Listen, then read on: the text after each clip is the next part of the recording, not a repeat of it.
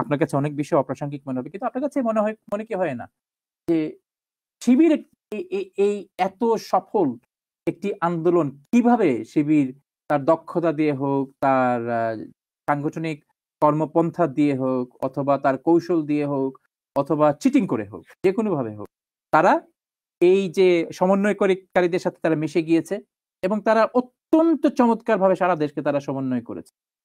BNP ছাত্রদল বিশেষ করে ছাত্রদলের কোনো সমন্বয়কারী নেই এই পুরো যে দল। আমি আসছি আপনার কাছে, প্রশ্ন হচ্ছে, এবং এখানে শিবিরের কৌশলের কাছে ছাত্রদল শিশু। আপনার প্রশ্ন শেষ হয়েছে ফারহান ভাই? আপনি আপনার অবস্থান থেকে অবশ্যই যে কোনো মন্তব্য আপনি করতে পারেন।